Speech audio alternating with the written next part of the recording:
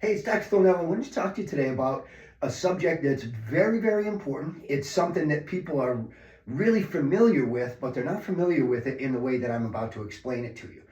The subject is weightlifting and building muscle. And right away you might say, well, that doesn't have anything to do with me. Well, it should. For many years, we've referred to people who lift weights as meatheads, when in reality, the real meatheads are the people that don't listen to this video and understand the importance of building and maintaining muscle over your lifetime.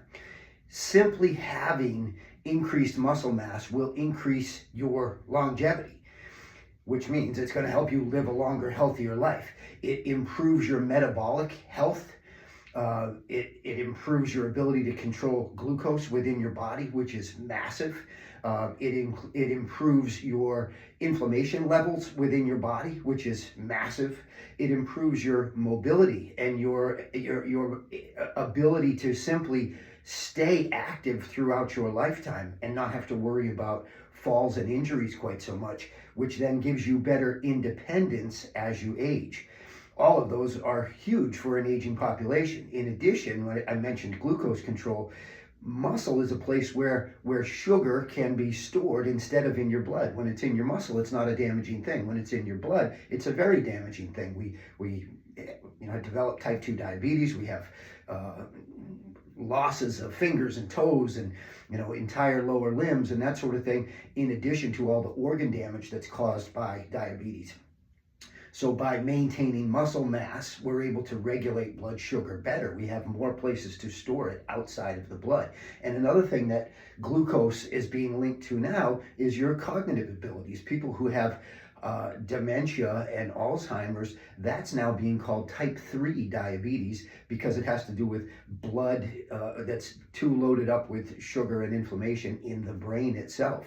So if we want to maintain cognitive ability over our lifetime and have a healthy brain and decrease our chances of Alzheimer's, then we need to get in the gym. We need to do some weight training and build muscle. So again, we have more places to store sugar to improve our overall health, keep us active so that we can then control sugar better and our weight better. When we control blood sugar, we control weight better.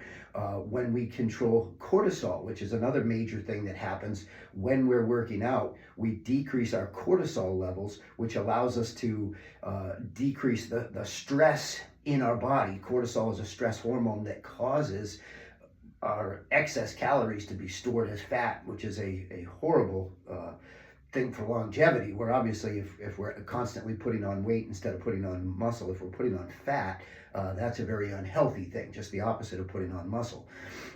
And the reason I, as a chiropractor, would be explaining all this to you is, A, I want you to be healthy, I want you to live a long life, but I also want you to know that chiropractic care plays an important role in being able to go to the gym, to do the resistance training, and this is true for people of all ages. We're going to optimize your ability hormonally to build muscle and to recover from workouts. Just working out causes breakdown, and building yourself back up and recovering is very important before we go do more of that weight training. So the recovery part of it is just as important, and that's basically what healing is. So healing can be maximized by doing a lot of things we've already talked about: decreasing cortisol levels, decreasing sugar in the blood. In addition, when you're under regular chiropractic care, you're going to maximize your mobility. We're going to make you better able to do those workouts so that you're not at risk of injury while you're trying to better yourself. It's going to improve your joint health. It's going to improve the brain's ability to communicate with the muscles properly so that you can get out of your workout what you think you're getting out of it. But long story short, there's two things that everybody should be doing. One is some resistance training every week. The other is getting adjusted by a chiropractor, being checked and adjusted by a chiropractor, so that we can make sure that that resistance training is a positive thing for you. There's lots of benefits to be had from resistance training, but if we don't have the chiropractic care to go along with it, then we may be causing injury and breakdown that we're not really looking for. So if you don't have a family chiropractor, or more likely if you're watching this video, you're already a patient in our office, but your entire family is not under chiropractic care, you've got two jobs. One is get them doing some resistance training. Two is get them coming to the office with you.